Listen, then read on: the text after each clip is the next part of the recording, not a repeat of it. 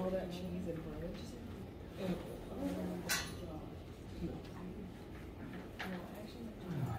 Morning, everybody. Do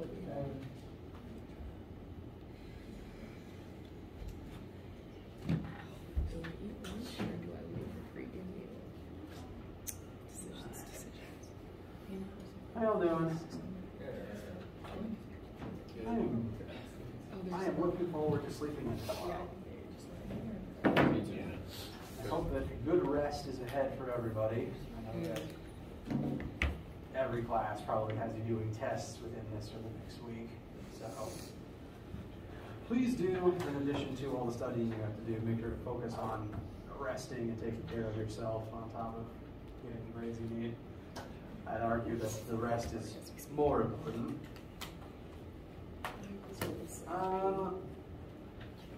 To go over a few schedule adjacent things, today is Friday the 7th. Next Monday and Tuesday are fall break, so there is no class meeting or lab of those days of any kind. This also means there's just no lab at all next week, so enjoy your afternoons off. We will have a lecture on Wednesday the 12th and Friday the 14th. One of those 2 days we will focus on, I will give you your test back. It will be graded. It will have some small comments on it, either checking everything off or crossing through the things that are incorrect and maybe giving you a small amount of helpful criticism. There's a lot of tests I have to grade, so I can't write a lot on each one in order to save time. But you'll get it back, it will be graded and scored, and you can keep it. It is yours, it is your work to keep and use to review for future things.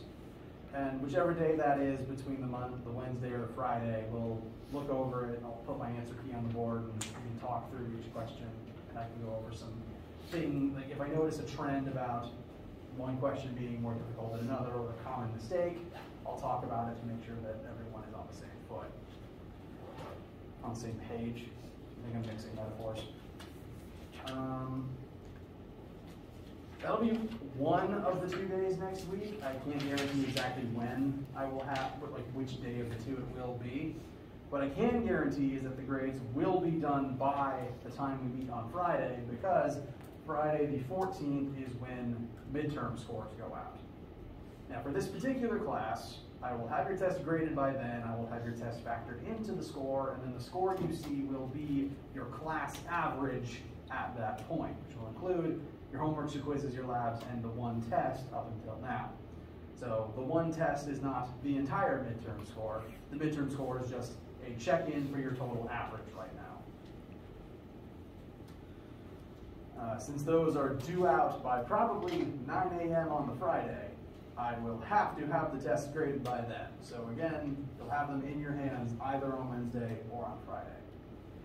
Whichever of the 2 days we aren't doing test stuff, we will be continuing on in Chapter 5, because my main goal for today is at least starting Chapter 5. Bless you. I don't want to spend a whole lot of time on it or go into anything that's too difficult before the weekend and before you guys have a bunch more tests to take, probably. But I at least want to begin it so that we can pick up with it next week, since, well, this weekend, next week, has a lot of things interrupting the actual total amount of lecture time between the tests and the breaks and stuff. So we'll start Chapter 5 today. We'll continue it 1.5 days of next week. The week after that, 17th through 21st, we'll conclude Chapter 5, and that means Chapter 5 homework is currently scheduled to be due October 24th. Likely we'll finish Chapter 5 partway through this week. That just means we'll start learning about Chapter 6. Questions about any of this scheduling stuff or anything that we will be doing today?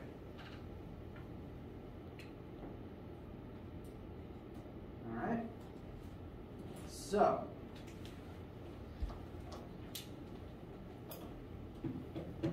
let us then begin looking at Chapter 5. The main point of Chapter 5 is going to be about energy. What energy is, what forms it occupies. Work then will describe how we use energy and how we transfer and transform it between states and targets. And power will eventually be talking about the rate at which energy is used.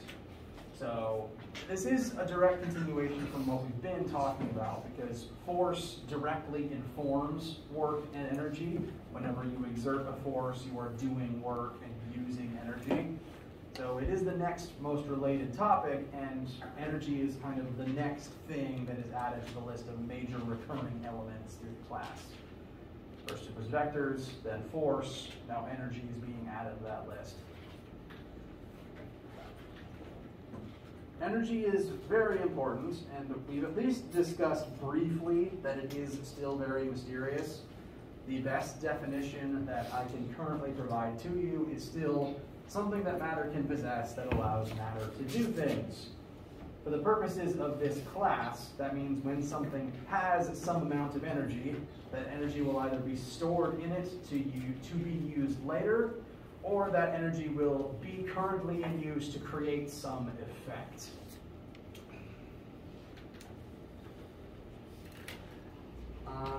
Key things that you'll need to know about energy as we will start using it. We are going to be measuring it in units of joules. I'm suddenly conscious of my handwriting. This is Joules. There's a French name, joules. This is the metric unit for energy that we'll be using. Comparable units in other science classes you may be more or less familiar with include calories. I believe chemists and maybe biologists use calories more than they use joules. For just the sake of comparison, one lowercase small calorie is equal to 4.184 joules. And one uppercase C food calorie, this is the type that is on your food packaging, is 1 kilo small calorie and 4,184 joules. I believe the standardized size for 1 joule is the amount of energy needed to increase 1 gram of water's temperature by 1 degree Celsius. Maybe what 1 calorie is defined as. One or the other is defined by that small baseline amount of energy.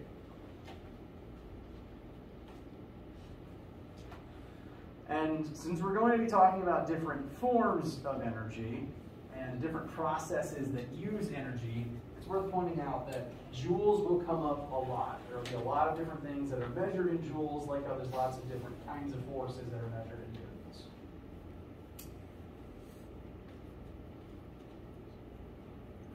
Questions so far?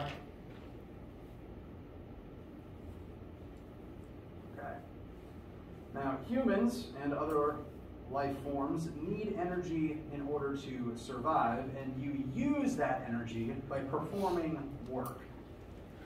The physics definition of work is the use or transformation of energy as the being that has the energy in the first place utilizes it to exert some force, and the target of that force moves some distance as a result of that effort. Every single thing that you have ever done,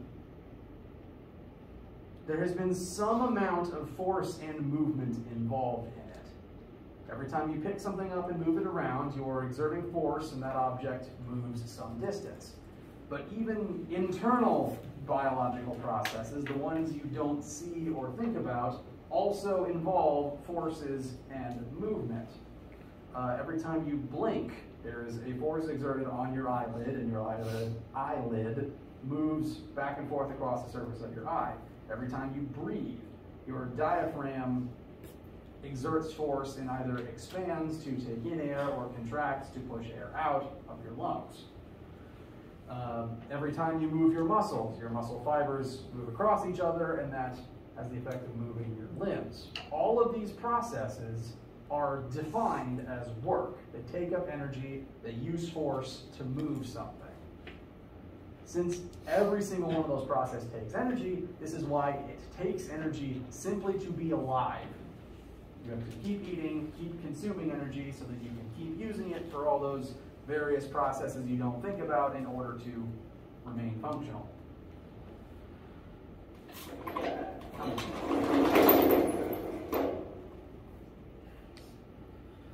this is the most basic formula for work. The capital W stands for work. And work is equal to the force exerted times the resulting displacement. You do work, you use up energy to push on something and make it move.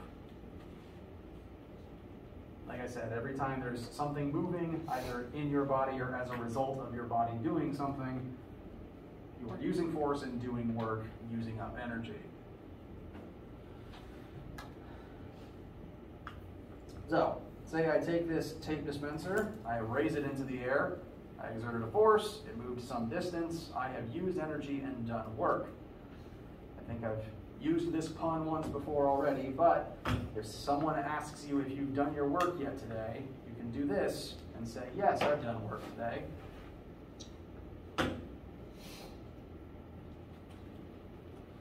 Work, since it's a measurement of the energy used up in a process, is measured in joules, so it's one of the things that will be in that unit.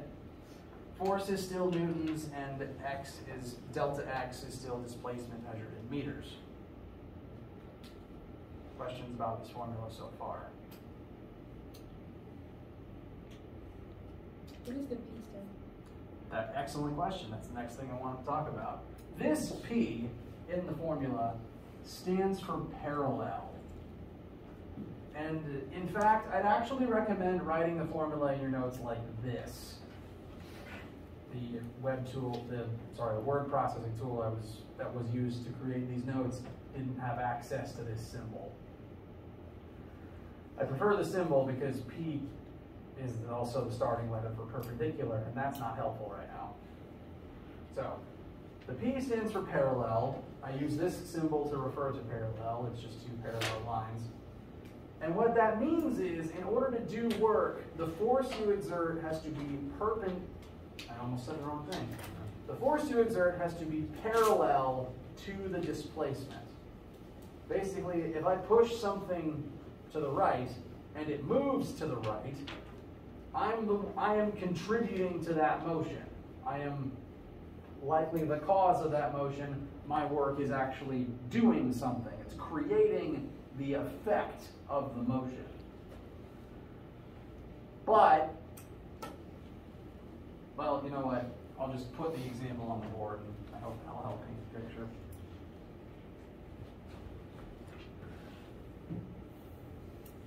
So let's say you are pushing a box along the floor. You're exerting a force of 50 newtons on it to the right, and the box moves 10 meters to the right.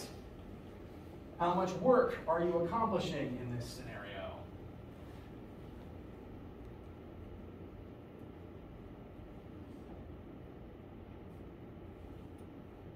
Not a trick, I promise.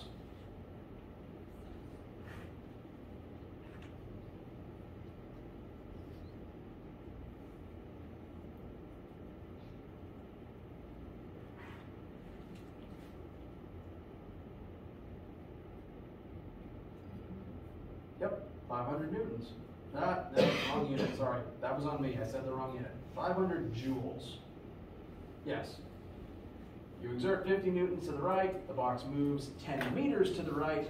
50 times 10 is 500 joules. That's the amount of energy that you gave to the box. And since you gave it to the box, that means it's no longer inside your own body. This is again why every time you do something, you use up your reserve energy and you need to eat more food and take more naps. Now, the reason that the parallel symbol is important is because of the next part of this example. While this is happening, while you are pushing 50 newtons to the right, and as the box moves 50 newtons to the right, assuming this takes place on Earth, the box still also has a weight, meaning that as all this is happening, there's another force acting on this box. Gravity, pushing downwards. Pulling downwards, doesn't matter. So, gravity is exerting a force of 100 newtons downwards as the box moves 10 meters to the right. So, how much work is gravity doing on this box?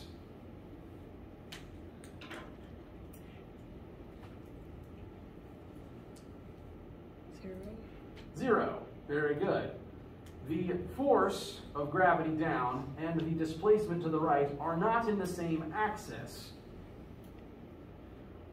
From gravity's perspective, gravity's pointing down, there is no vertical displacement. So from gravity's perspective, its force of 100 times the vertical displacement, vertical would be 0, it's not moving down, so gravity does no work. If you look at it from the other perspective, box moves 10 meters to the right, how much force is gravity exerting to the right? None. Gravity pulls down.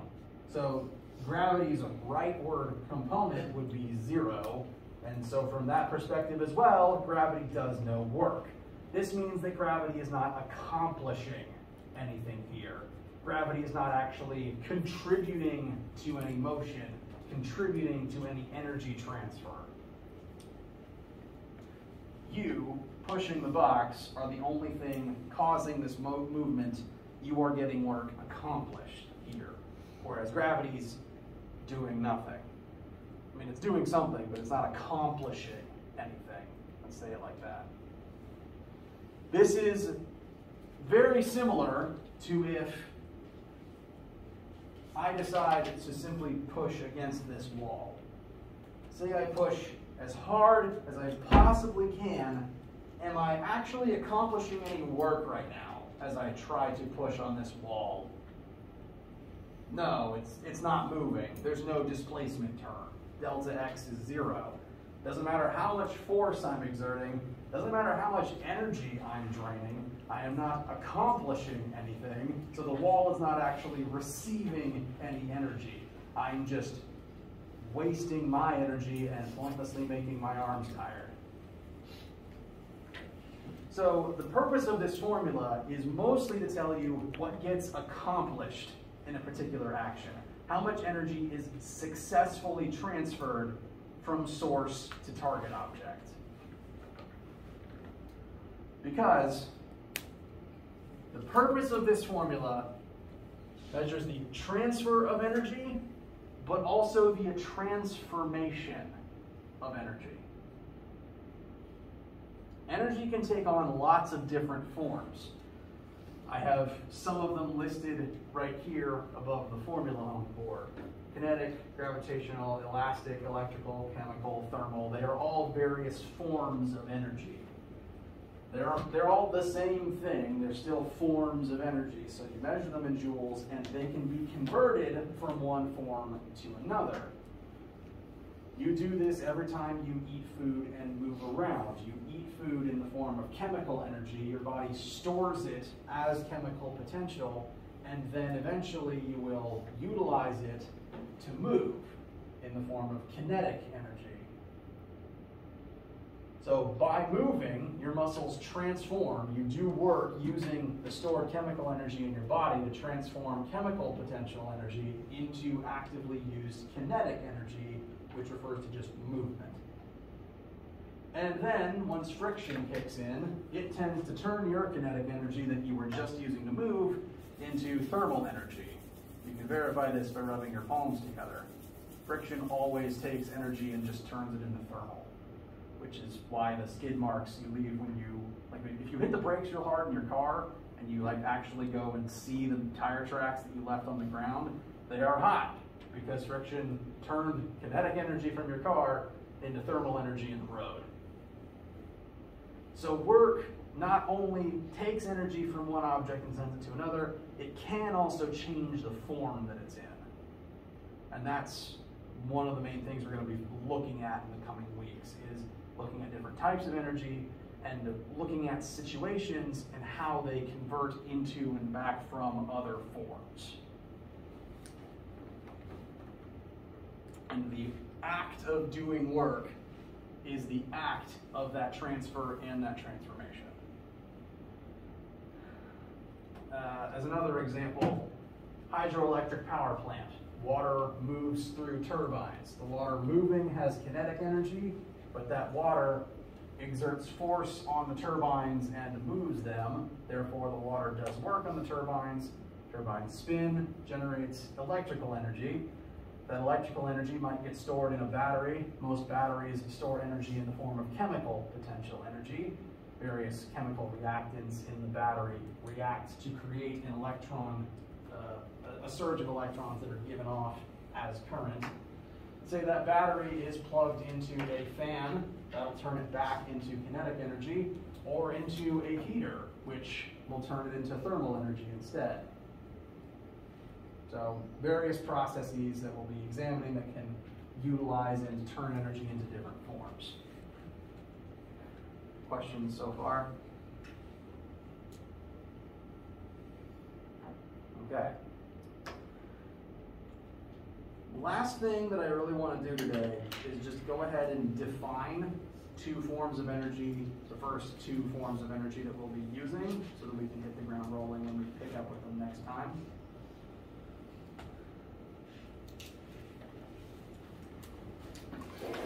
As I've hinted at, energy is hard to see and hard to measure.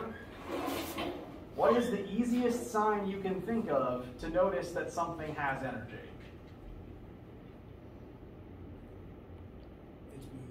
It's moving. If you see it moving, it has some amount of energy allowing it to move. And the form of energy that allows things to move is kinetic energy. This is literally, if it's moving, if it has a velocity, it has energy in the form of kinetic energy that is allowing it to do that. If you want it to go faster, you have to give it more kinetic energy. You have to hit the gas pedal of the car to go even faster. You need to use more energy from the gas to make more kinetic energy to make more go fast. No, I think that was my point. More kinetic energy to make something go faster. If you take kinetic energy away from something, it slows down. This is what happens when the baseball eventually hits something and it just loses its energy, so it stops moving. Kinetic energy, again, since you can see things moving, is the easiest form of energy to regularly identify. I suppose you can also tell if something is glowing. That will tell you if it's energized, but that's hard to quantify when you're just watching it happen. Kinetic, easy to observe, easy to measure, it is the first form of mechanical energy that we will be examining. This semester, this class 1500, is going to focus primarily on mechanical processes. Mechanical refers to physical movement and things related to physical movement.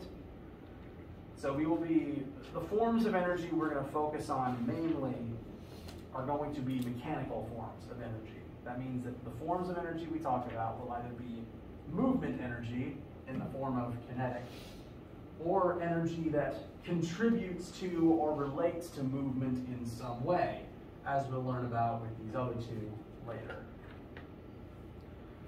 These other types listed up here that aren't under the mechanical column, they just aren't forms of mechanical energy. They're still forms of energy, they just aren't mechanical forms, because they don't relate to motion as we can regularly identify. Next semester, Physics 1510, if you continue on into that class, we'll talk more about electrical and thermal. So, kinetic is our first form of mechanical energy that we will be focusing on. It's the easiest one just because you can see stuff moving and measure how fast it goes. Formula says that an object's kinetic energy level, the variable for that is Ke. I don't have a better way of writing it, so it's just a two-letter variable. Ke is equal to 1/2 times the object's mass times its current velocity squared. This means if you want to make something go faster, it needs more energy in order to do so. This is, to go off topic a little bit, this is the reason why space travel is hard. Because to go quickly in space, you need a lot of energy. And like, you know how in sci-fi spaceships can move at or faster than the speed of light to, get between planets in a reasonable time frame, whereas for us it's projected to take more than a month just to get to Mars. This is why. It takes an extreme amount of energy to make something move that fast. more so than there is energy on the planet, actually. So when we do eventually start exploring the universe, it won't be at the speed of light, sadly. This same formula also tells us that the more massive something is, the more energy it takes to get moving. It's easier to throw a baseball than it is to push a train. Make sense so far? Okay. The second form of energy, and the last thing we'll talk about today, is a lot less obvious. Kinetic energy, you see things moving. You measure how fast it goes. That's straightforward. Gravitational potential energy, bless you, is one of those invisible forms, and it's one of the forms that you may never have thought about, and that makes it hard to describe. I like to try to describe things in terms of stuff you've observed and interacted with before, and you've dealt with objects falling, but you've probably never described it like this. So if this concept takes a minute to sink in, that is valid. It's a weird thing to describe. So the term potential energy, just the blanket word potential when applied to an energy form, refers to that energy being stored, like a battery, literally. Batteries hold potential energy inside of them because that energy is being contained and can be used for something later. Any form of potential energy is stored energy that can be utilized for some other task, some other output at a different time. That's true for any energy type that has the word potential tacked on at the end of it. So gravitational potential energy is a form of energy that is stored. It's just specifically stored in an object's ability to fall.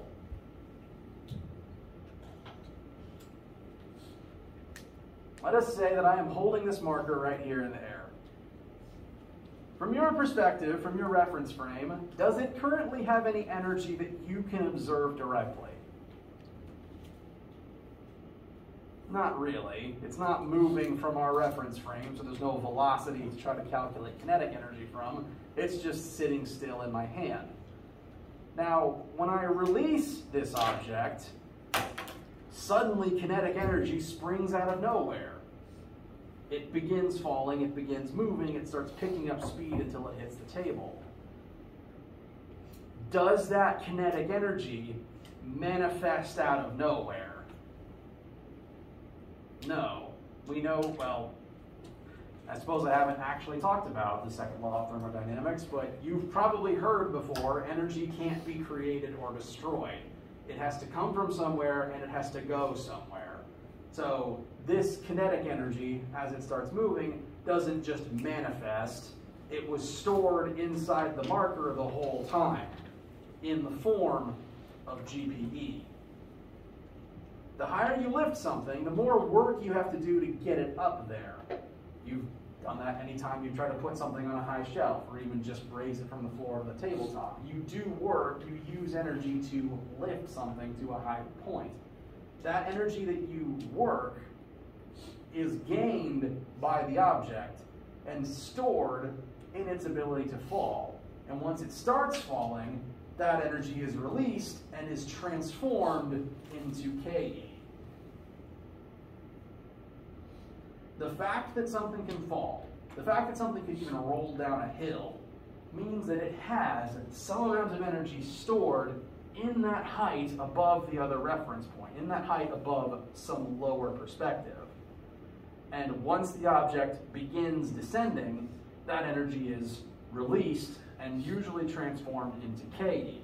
This is why you get faster and faster. This is why a dropped object gets faster and faster until it hits the ground. It keeps gaining more KE as its GPE drops as it falls. Again, this is a far stranger concept than kinetic energy by itself. So if this is taking a minute, it's fine, I promise. We have a whole chapter to make it make sense. Formula for GPE says that an object's gravitational potential energy is equal to its mass times the value of the acceleration of gravity. I'm actually going to add a slight modification there. I know I say g is a negative number. This is one of those times where we don't want that negative because very rarely would GPE ever be negative. You either have it or you don't. So this formula is really just asking for the magnitude of that number. So feel free to put an absolute value bracket around the g if it helps you remember that. It just wants to know what is the value of gravity on the planet you're examining. GPE equals mass times 9.81 times the height above the ground. The higher you lift something, the more energy will be released once it starts falling. Additionally, the more mass it has, the more energy it took to get up there, the more energy it will release when it falls. This is why dropping an egg is just inconvenient, whereas dropping an anvil makes a cartoon-sized crater. More energy released when it falls. And the thing that we will start studying next week is doing calculations based on the energy's form and looking at scenarios where one type transforms into the other. And then eventually we'll add on another form of energy and look at more scenarios where any one of the three can turn into each other. Questions so far?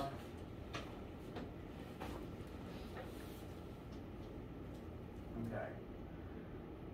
It's Friday, it's test season, GPE's weird, we'll call it here for the day. Go have food, take a nap, do whatever you need to do. Have an excellent weekend, let me know if you have any questions or need anything, and I will get your test graded to you next week, I promise. Have a wonderful weekend.